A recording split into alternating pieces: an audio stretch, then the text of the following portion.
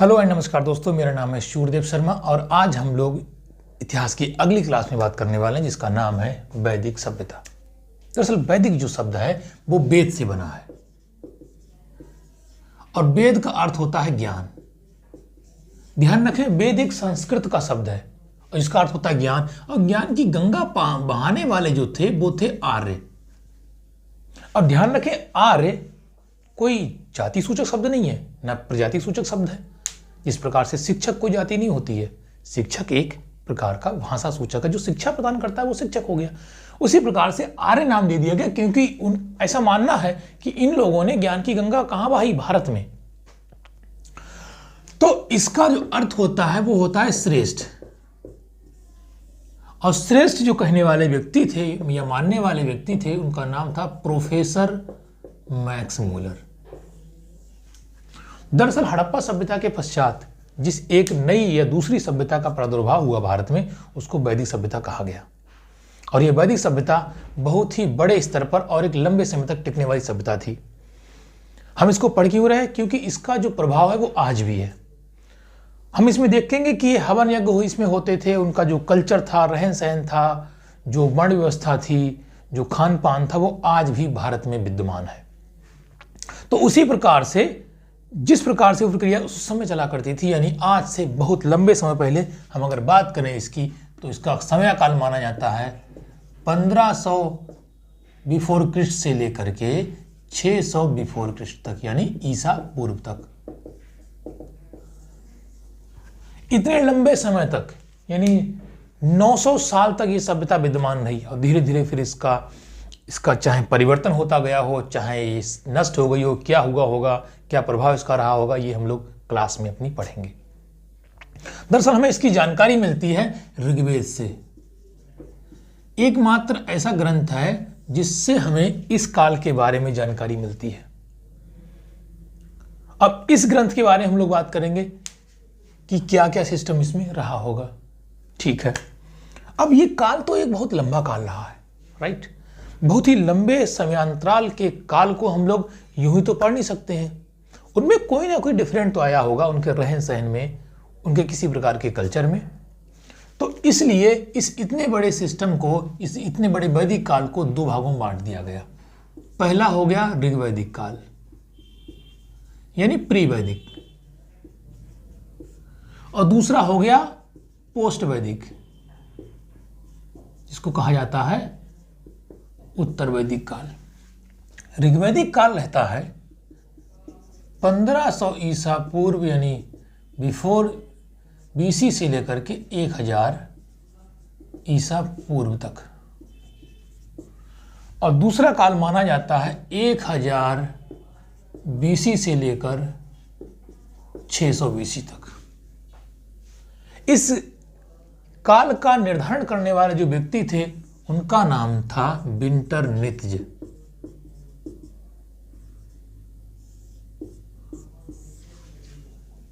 Winternitz ने इसका काल का निर्धारण किया क्योंकि एक लंबा समय काल हो जाता है। ध्यान रखें कि भारत की सभ्यता, भारत के लोगों ने उसके बारे में पता नहीं लगाया क्योंकि पता नहीं हम लोग क्या कर रहे थे। फिलहाल ये कहना मुश्किल है और ये बात विवादित हो जाएगी कि भारत के लोग सक्षम नहीं थे या वो कर नहीं पाए। I don't know about it, but Winternitz ने इस समय काल को निर्धारित किया और हम लोग आज पढ़ भी रहे हैं। ठीक है, तो हम लोग सबसे पहले बात करेंगे किसकी? ऋग्वैदिक काल की। ध्यान रखें, वैदिक शब्द वेद से बना। वेद का अर्थ होता है ज्ञान, और ज्ञान को फैलाने वाले थे आर्य, और आर्य का अर्थ होता है श्रेष्ठ। और ये बात किसने कही? ये प्रोफेसर मैक्स मूलर ने 1853 में। ठीक है, उसके बाद में हमने इस समय इस एक बड़े चैप्टर को पढ़ने के क्रम में या इसको जानने के लिए या ऐसा कुछ उसमें हुआ होगा कि उस समय से लेकर के आगे का समय कुछ और था, यानी उसमें बदलाव हुआ, और पीछे का समय कुछ और था। ठीक है, तो उसको बांट दिया दो भागों में, पहला ऋग्वैदिक काल और दूसरा उत्तर वैदिक काल। ठीक है, इसको बांटने वाले कौन थे? जिनका नाम था विंटरनित्ज महोदय। विंटरनित्ज ने ये काम किया था। ठीक है, तो पहले हम इसको पढ़ेंगे क्योंकि इसमें बहुत बड़ा डिफरेंट है, तो इसको पढ़ेंगे हम लोग बाद में, यानी पोस्ट वैदिक काल को पढ़ेंगे बाद में। ठीक है, मैं इसको मिटाता हूं और हम लोग अब बात करेंगे कि किस प्रकार से ये प्रक्रिया रही हुई। तो ये क्या है, ये हम लोगों ने देख लिया है। अब हम लोग इसका देखते हैं वैदिक, इसका भौगोलिक विस्तार क्या है। ये क्या हमने इसके बारे में बात की है, हम लोग देखेंगे इसका भौगोलिक विस्तार।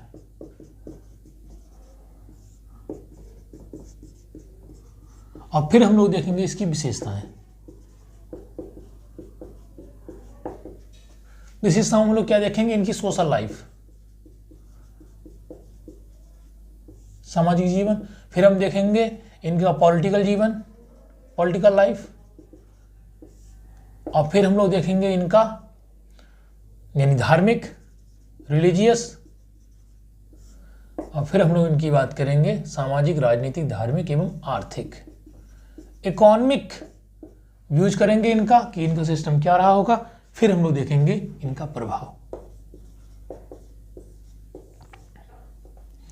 ध्यान रखें कि वैदिक काल के बारे में हमें लिखित रूप में कोई भी प्रमाण नहीं मिलते हैं, कोई भी ऐसा प्रूफ नहीं है जो लिखित रूप में और हम ये कह सकें कि भाई ऐसा ऐसा हुआ होगा।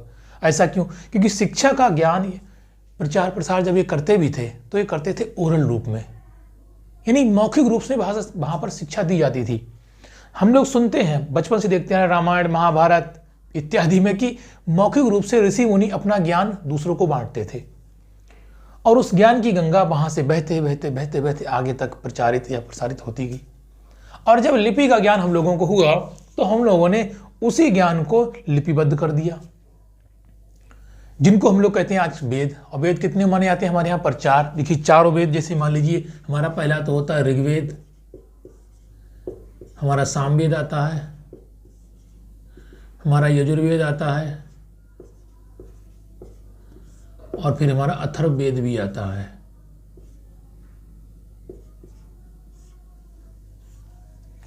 अथर्ववेद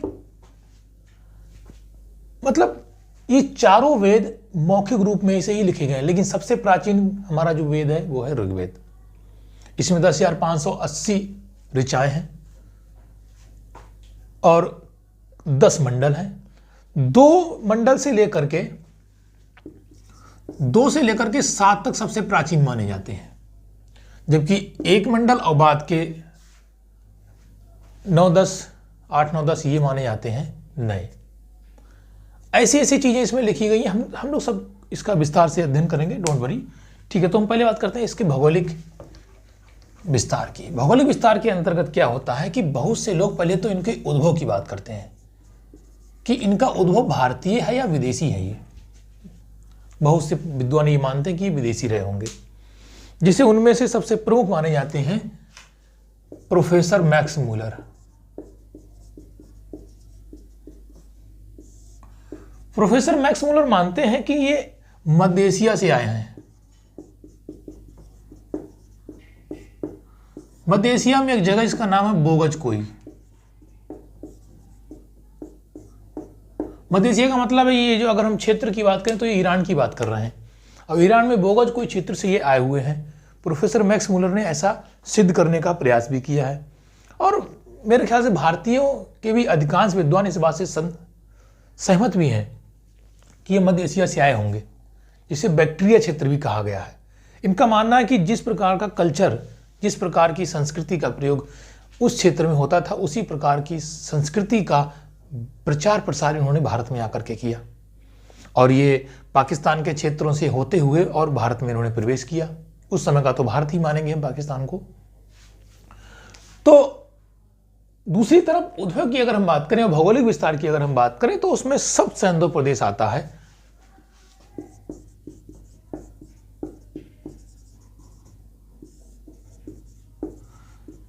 इसको मानने वाले सबसे जो विशिष्ट प्रोफेसर हैं अविनाश चंद्र।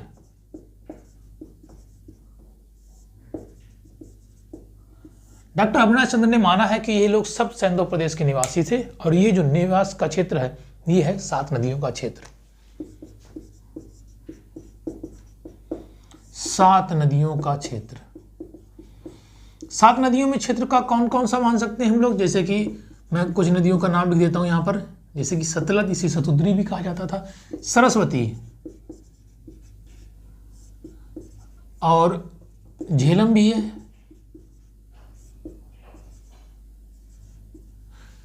चिनाव भी है, और हमारी ब्यास हो गई, हमारी सिंधु नदी हो गई, इत्यादि नदियां जो थी इस नदियों के क्षेत्र में मानी जाती। रावी भी हो गई। ये इन नदियों के पूरे क्षेत्र को माना जाता है कि ये यहीं के निवासी रहे होंगे। अब ध्यान रखें, किसी भी बड़ी सभ्यता का जो विकास होता है वो नदियों के किनारे ही होता है। नदियों के किनारे से हमको क्या होता है? देखो, सबसे बड़ी बात, हमको पानी मिलता है पीने के लिए भी और सिंचाई के लिए भी। दूसरी बात है, उस समय का सबसे जो सस्ता साधन होता था आवागमन के लिए वो नदियों के सहारे ही होता था। नदियों से हमको विभिन्न प्रकार के मिनरल्स भी मिलते रहते हैं।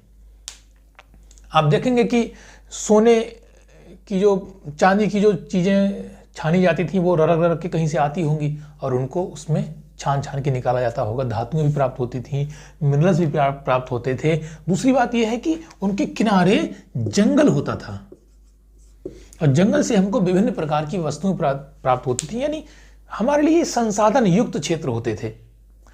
यहाँ जब दोआब क्षेत्र जब बनता है ना, तो दोआब क्षेत्र में बहुत अच्छी फसल होती, खेती होती है।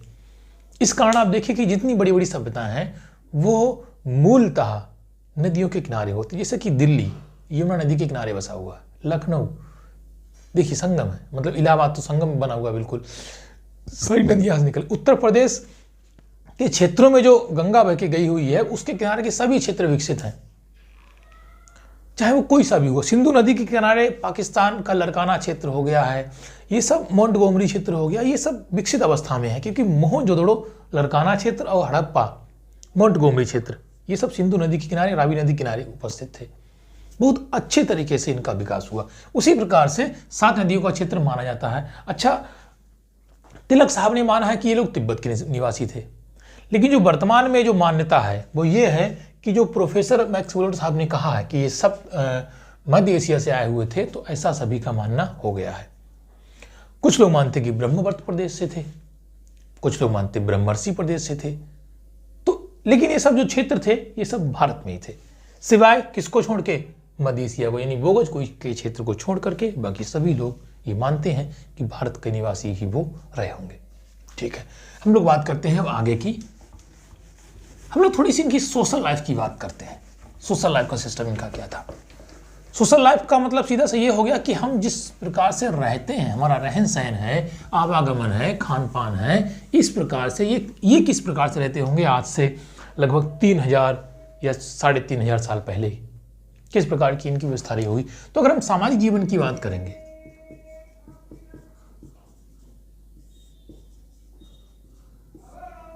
उस समय के लोग भी सेम जीवन जीते थे जैसे कि हम। उस समय परिवार का मुखिया पिता होता था, इसका मतलब है पुरुष होता था। इनकी जो प्रक्रिया चलती थी वो कुल के हिसाब से चलती थी। अब कुल का अर्थ होता है परिवार। परिवार का मुखिया कौन हो गया? पुरुष। और पुरुष में कौन होगा? पिता होगा। इस बात से मुझे या हमें ये बात प्रतीत हो जाती है कि जो समाज था वो कैसा रहा होगा? पितृसत्तात्मक। समाज कैसा? पितृसत्तात्मक, ना कि मातृसत्तात्मक। ध्यान रखें, हड़प्पा काल का जो समय था वो मातृसत्तात्मक था। वहां पर हमें उर्वरा की देवी यानी मृण मूर्ति प्राप्त होती है, लेकिन यहां पे भी मूर्तियां प्राप्त होंगी, मतलब उस प्रकार की, लेकिन समाज था पितृसत्तात्मक। यहां पर सब कुछ हाथ में किसके था? पुरुष के हाथ में था, ना कि मां के हाथ में था। लेकिन फिर भी स्त्रियों को अधिकार थे। स्त्रियों की जो दशा थी वो अच्छी थी। कैसे अच्छी थी? मान लीजिए स्त्रियों को इस समय शिक्षा का अधिकार है। अगर स्त्रियों को शिक्षा का अधिकार है तो वह अपने अधिकार भी जानती होंगी। जैसे कि वर्तमान में अगर किसी को हम जबरदस्ती कोई चीज थोपने का प्रयास करते हैं, पुलिस प्रयास करती है, प्रशासन प्रयास करता है या कोई शासक वर्ग प्रयास करता है, तो हमारे लिए हमारे पास एक बहुत अच्छा सोर्स है, यह हम कहते हैं हथियार हमारे पास, जिसे हम कहते हैं संविधान, कॉन्स्टिट्यूशन। कॉन्स्टिट्यूशन के बारे में जो भी जानता है वो कुछ ना कुछ तो लड़ाई कर ही सकता है उस वर्ग से जो उसको बेमतलब में दबाने का प्रयास करता है। ठीक उसी प्रकार से इनके पास भी शिक्षा का अधिकार था। अगर शिक्षा का अधिकार है तो क्या इनके ऊपर कुप्रथाएं थोपी जा सकती होंगी? जवाब है नहीं। जैसे मान लीजिए अगर इनके पास शिक्षा का अधिकार है तो क्या यहां पर बहुविवाह प्रचलित होगा? मेरे ख्याल से नहीं होगा। तो बहुविवाह नहीं था। हाँ, बहुपत्नी विवाह का उल्लेख मिलता है कहीं कहीं पे, लेकिन ज्यादातर नहीं मिलता है। ठीक है, क्या यहां पर पर्दा प्रथा होगी? जी हां, नहीं थी। यहां पर सती प्रथा अभी तक नहीं थी। एक ऐसा काल आएगा कि जब शुरू हो जाएगी, लेकिन अभी तक तो नहीं है। ठीक है, बाल विवाह था? नहीं था, क्योंकि स्त्रियां जानती हैं कि हमें क्या करना चाहिए क्या नहीं करना चाहिए, वह शोषित नहीं होती थी। हाँ, यह माना जाता है कि इस समय नियोग प्रथा शुरू थी। नियोग प्रथा होती थी, स्त्री को अपने देवर के साथ सहचर्य करना पड़ता था, लेकिन वो उसकी इच्छा के आधार पर था, उसमें कोई जोर जबरदस्ती नहीं हुआ करती थी। इस प्रकार से प्रक्रिया चलती थी। ठीक है, अब हम बात करते हैं कि शिक्षा का हमको मालूम कैसे चलता है। तो इस समय कुछ स्त्रियों का उल्लेख मिलता है, जैसे अपाला, घोषा, सिकता, विश्ववारा, निवावरी इत्यादि प्रकार की स्त्रियों का उल्लेख मिलता है, जिनसे ये प्रतीत होता है कि उस समय शिक्षा का महत्व था और स्त्रियों के लिए भी शिक्षा दी जाती थी। लेकिन ध्यान रखें, शिक्षा जो थी वो मौखिक हुआ करती थी। इसमें किसी भी प्रकार का लिखित या लिपि का प्रयोग नहीं होता था। दूसरी बात, अगर हम इनके रहन सहन की बात करें तो रहन सहन भी इनका बिल्कुल सेम था जैसे हम लोग का होता है। स्त्रियां विवाह करती भी थी, नहीं भी करती थी। जो स्त्री विवाह नहीं करती थी उसको कहते थे अमाजू। ये आजीवन अविवाहित रहती थी, आजीवन अविवाहित रहने वाली कन्या।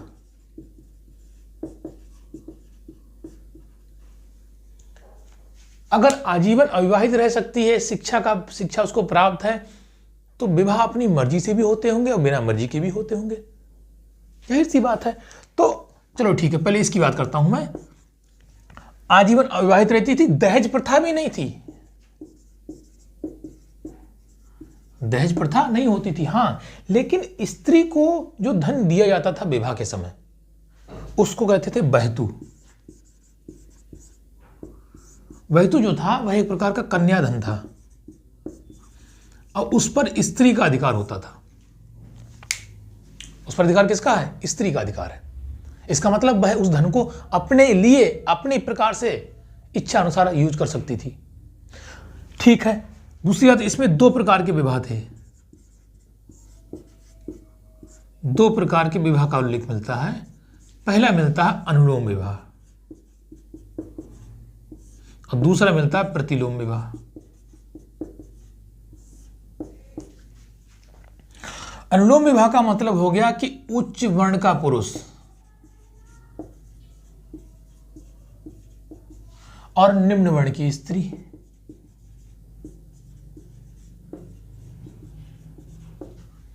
तो वही प्रतिलोम विवाह में उल्टा हो गया, उच्च वर्ण की स्त्री और निम्न वर्ण का पुरुष। यानी अपनी मर्जी से विवाह हो सकता है, अपनी मर्जी से हम जिंदगी भर नहीं करेंगे ये भी हो सकता है। दहेज प्रथा नहीं थी। इसी काल में एक सिस्टम आता है जिसको हम लोग कहते हैं वर्ण व्यवस्था, शुरू हो गई थी। और वर्ण व्यवस्था में ऋग्वेद के 10वें मंडल में पुरुष सूक्त में ये कहा गया है कि एक विशाल पुरुष है, उस विशाल पुरुष के मुख से वामन का जन्म हुआ है, यानी ब्राह्मण, और भुजाओं से जन्म हुआ है क्षत्रिय का, और जंघा से हुआ है वैश्य का, तो वहीं पैरों से हुआ है शूद्र का जन्म। ध्यान रखें, यहां पर वर्ण व्यवस्था तो थी लेकिन कठोर नहीं थी, जाति मतलब जाति के रूप में नहीं थी, ये थी कर्म के रूप में। ध्यान रखें, ये कर्म के आधार पर वर्ण व्यवस्था थी। कर्म के आधार का मतलब यह हो गया कि जो व्यक्ति शिक्षा प्राप्त कर रहा है और उसके बाद में शिक्षा प्रदान करेगा, तो ब्राह्मण हो सकता है, भले ही वह शूद्र का पुत्र क्यों ना हो।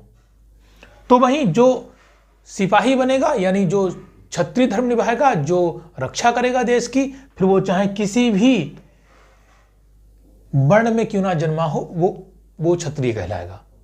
ब्राह्मण का बेटा अगर शिक्षा प्रदान नहीं करता है और वह अगर किसान है या कुछ और काम करता है तो वो शूद्र कहलाएगा।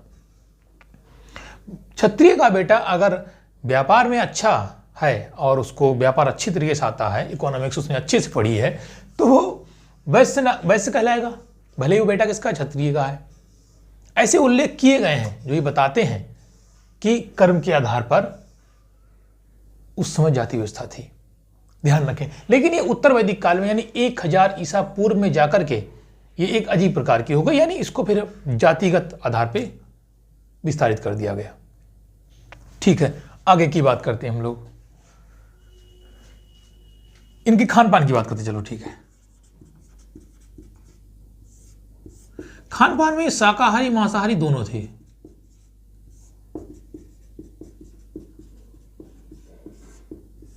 ध्यान रखें, ये भेड़ और बकरी के मांस का प्रयोग करते थे। लेकिन एक बात थोड़ी सी सोचने योग्य है कि गाय को अगन्या का मतलब होता है ना मारे जाने योग्य पशु, उसको अगन्या घोषित किया गया था। इसका मतलब है कि कहीं ना कहीं गाय के मांस का भी भक्षण किया जाता होगा। ऐसा भी माना जाता है कि जब कोई मेहमान आता था, कोई आगंतुक जब होता था कोई, तो उसके लिए गाय का मांस खिलाया जाता था। इसके अलावा गाय को मारने पर प्रतिबंध था। तो गाय को मारने का भी देखो, गाय को मारने के लिए कानून बनाया गया कि ना मारा जाए, तो लोग गाय को मारते होंगे तभी तो ऐसा करके प्रयोग किया गया है। तो इस प्रकार की व्यवस्था मालूम चलती है। दूसरी बात यह है कि रहन सहन में ये कपड़े में ऊनी कपड़ा और सूती दोनों पहनते थे। ऊनी एवं सूती कपड़ा, दोनों प्रकार का कपड़ा पहनते थे। ठीक है, अब अगर हम बात करेंगे थोड़े से आगे सिस्टम की, तो स्त्रियों दशा के बारे में हम लोग बात कर चुके हैं, रहन सहन के बारे में बात कर चुके हैं। कुछ लोग साज सज्जा पर भी ध्यान देते थे, क्योंकि हमको एक शब्द मिलता है, इसका नाम होता है निष्क।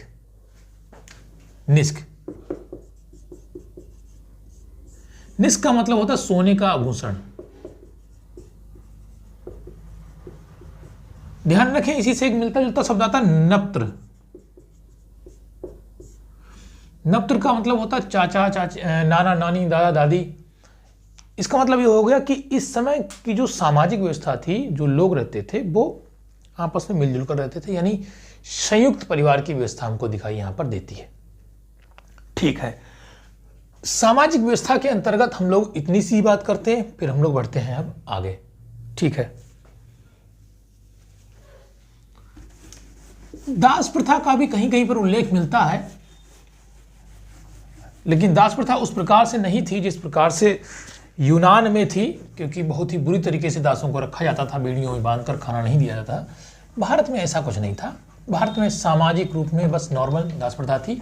उनको घरेलू कामों में भी यूज किया जाता था और पुरुष एवं स्त्री दोनों प्रकार के दास हुआ करते थे। ऐसे इनका उल्लेख मिलता है क्योंकि कुछ लोग मानते हैं कि ऋषियों को यज्ञ करने के बदले, यानी यज्ञ जब होता था तो यज्ञ के रूप बाद में दान के रूप में गाय और दास दिए जाने का उल्लेख मिलता है। ठीक है, हम लोग अब बात करेंगे पॉलिटिकल व्यूज की, यानी राजनीतिक जीवन की। और राजनीतिक जीवन यहां से खूब भली भांति शुरू हो जाता है। एक तरफ हम जहां देखते हैं कि हड़प्पा काल में राजनीतिक जीवन नहीं था, यानी राजनीतिक पॉलिटिकल संस्थाएं ज्यादा नहीं थी, लेकिन यहां पर पॉलिटिकल संस्थाओं का प्रयोग अच्छी प्रकार से होता है। ठीक है, राजनीतिक जीवन में भरपूर प्रक्रिया शुरू हो जाती है। इस समय राजा एक होने लगा, लेकिन ये राजा अपनी इच्छा अनुसार कार्य नहीं कर सकता था। इसके लिए, इसको कंट्रोल करने के लिए हुआ करती थी समितियां। हम यूं कहें कि कुछ पार्टी हुआ करती थी, जिनमें से सबसे प्राचीन पार्टी हुआ करती थी या संस्था थी, इसका नाम था बिदत, और दूसरी हुआ करती थी सभा, और एक होती थी समिति। बिदत का प्रयोग ऋग्वेद में बहुत बार किया गया है। लगभग 122 बार। इसका मतलब है कि विदत एक इंपॉर्टेंट इंस्टीट्यूशन हुआ करता था। सभा का प्रयोग 8 बार किया गया है और समिति का प्रयोग 9 बार किया गया है। यह एक प्राचीन सभ्यता थी, प्राचीन संस्था थी। इसमें संभ्रांत लोग हुआ करते थे। सभा भी संभ्रांत लोगों की संस्था थी, इसमें महिलाएं भागीदारी करती थी और समिति जो थी वो आम जनमानस की सभा थी। समिति का काम था राजा को चुनना, सभा उसको जो है मतलब उसको कंट्रोल करती थी। एक प्रकार से हम लोग नियंत्रण भी कर सकते हैं, कंट्रोल भी करती थी।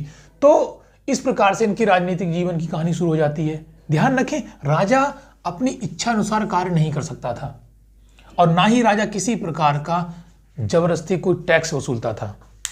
अगर राजा अपने मर्जी से किसी भी प्रकार की निरंकुशता दिखाता है तो उसको बाहर कर सकते थे और राजा दूसरा चुन लिया जाता था। ठीक इस प्रकार से जिस प्रकार से वर्तमान में हमारी प्रक्रियाएं चलती हैं। हम अपने प्रधानमंत्री पर नियंत्रण रखते हैं, किसके द्वारा? कॉन्स्टिट्यूशन के द्वारा। जब वह कोई गलत काम करता तो उसको 5 साल में हम लोग चेंज भी कर सकते हैं। इस प्रकार से प्रक्रिया हमारी यहाँ पर चलती थी। ठीक है, इसके अलावा जो सबसे छोटी हमारी राजनीतिक इकाई हुआ करती थी वो होती थी कुल, यह हम कह सकते हैं परिवार। फिर उसके बाद में विष, जन, ऐसे करके चलते थे। कई कुलों से मिलकर बनता था ग्राम और ग्राम का प्रमुख होता था ग्रामणी। और फिर हमारा विष को हम लोग मान सकते हैं एक तहसील टाइप में, और विष का प्रधान होता था विषपति। और फिर हमारा होता था जन, और जन का प्रमुख होता था जनपति। और फिर हमारा आता है राष्ट्र या फिर राज्य। हालांकि अभी तक राज्य की उत्पत्ति का सिद्धांत नहीं आया है, ये उत्तर वैदिक काल में आ जाएगा, लेकिन इसका प्रमुख होता था राजा। जनपति को हम लोग पुरोहित भी कह सकते हैं।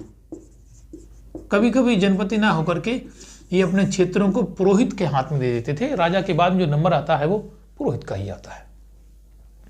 ठीक है, अब होता क्या है, राजा को हमने चुन तो लिया। राजा का काम क्या होता है? राजा का काम होता था मुखिया के सहारे, यानी मुखिया के द्वारा कबीले की रक्षा करना।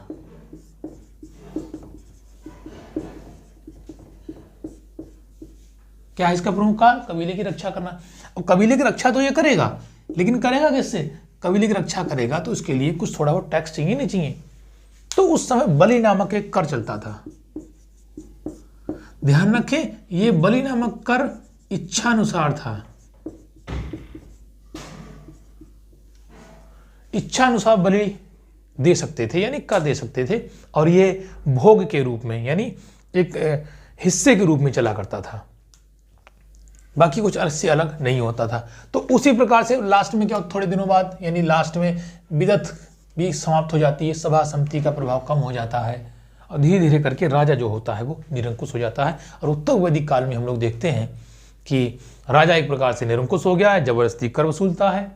अभी तक तो 1/16 भाग, बाद में 1/6 भाग वसूलने लगेगा।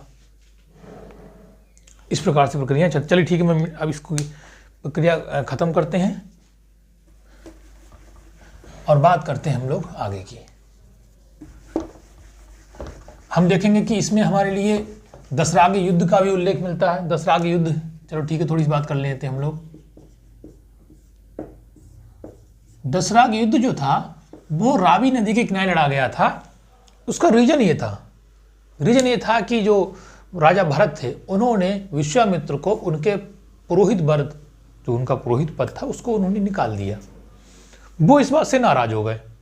अच्छा, विश्वामित्र को हटा करके रख लिया उन्होंने गुरु वशिष्ठ को। अब उनकी नाराजगी हो गई तो उन्होंने क्या किया, उन्होंने कुछ आर्य और अनार्य लोगों को इकट्ठा किया। जैसे कि आर्य लोगों में कौन कौन से आए थे? अनु, द्रुह, पुरु, तुर्वस तथा यदु। ये जो 5 आर्य थे इनको इकट्ठा किया, बाद में यही प्रमुख कबीले हमारे बन जाते हैं, इसलिए मैंने इनको लिख भी दिया है। और 5 अनार्य कबीले इनको इकट्ठा किया और भरत राजा सुदास उनके खिलाफ उन्होंने युद्ध छेड़ दिया। अब भरत वंश के जो राजा थे सुदास ने उन 10 राजाओं को लोगों को हरा दिया, इसीलिए यह दसराग युद्ध के नाम से जाना जाता है।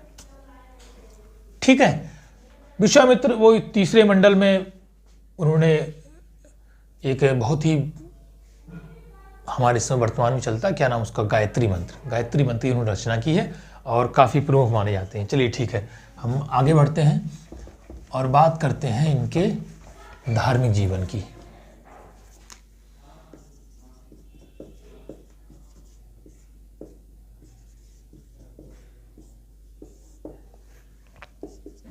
धार्मिक जीवन में अगर हम बात करें तो इस समय बहुत बड़ी मात्रा में इनका धार्मिक विश्वास शुरू हो गया था। ये लोग प्रकृति पूजा के साथ साथ देवी देवताओं की पूजा करने लगे और देवी देवताओं में कई प्रकार के देवताओं का उल्लेख मिलता है, जिसमें से सबसे प्रमुख देवता माने जाते हैं इंद्र। इंद्र इतने प्रमुख है कि कम से कम 250 बार 250 सूक्त इनको समर्पित हैं ऋग्वेद में। उसके बाद में सबसे प्रमुख देवता माने जाते हैं अग्नि। अग्नि जो हैं, अग्नि मध्यस्थ माने जाते हैं, पृथ्वी पर रह करके आकाश के देवताओं से संपर्क करवाने का काम इन्हीं का होता था। यानी अग्नि के द्वारा ये देवताओं को आहुति देते थे, फिर देवता प्रकट होते थे और देवताओं से वरदान मांगा जाता था। फिर उसके बाद में माने जाते हैं वरुण। इनके लिए 200 सूक्त हैं, इनके लिए 250 सूक्त हैं और इनके लिए 30 सूक्त समर्पित हैं। वरुण जो है वो आंधी तूफान के देवता माने जाते हैं। इनको ऋतस्य गुप्ता भी कहा गया है। ध्यान रखें, इनकी जो विधि हुआ करती थी, प्रमुख विधि भक्ति की तरह नहीं बल्कि हवन एवं यज्ञ हुआ करती थी। हवन यज्ञ के द्वारा ये देवताओं की आहुति दिया करते थे, देवताओं को आहुति दिया करते थे। और यहां पर जो इनका उद्देश्य होता था वो होता था पुत्र प्राप्ति एवं संपत्ति की प्राप्ति। अब संपत्ति की प्राप्ति में संपत्ति उस समय मानी जाती थी गाय। गाय सबसे प्रमुख और महत्वपूर्ण पशु माना जाता था। गायों के लिए लड़ाइयां हुआ करती थी, बड़ी बड़ी लड़ाइयां। ऋषि जब हवन यज्ञ करते थे तो उनको 1-1 लाख गाय देने का, दान देने का उल्लेख मिलता है उनको। इसका मतलब गाय कितनी इंपॉर्टेंट वस्तु रही होगी, उसको उसमें वस्तु के रूप में ही मेरे ख्याल से मानते थे। ठीक है, पुत्र प्राप्ति एवं संपत्ति की प्राप्ति के लिए हवन एवं यज्ञ हुआ करता था। विभिन्न प्रकार के कर्मकांड हुआ करते थे। देवी देवताओं के साथ साथ में प्रकृति की पूजा भी मानी जाती है, जैसे कि वृक्ष पूजा, लिंग योनि पूजा, इसकी भी पूजा की जाती थी। इनके साथ में कुछ विशेष प्रकार के देवताओं का उल्लेख मिलता है, जिनमें से 3 टाइप के प्रमुख हैं, जैसे आकाश के देवता, अंतरिक्ष के देवता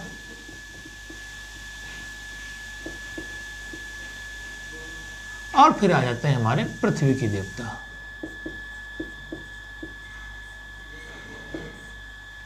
इन सब में भी सबसे प्रमुख कौन थे? इंद्र ही थे।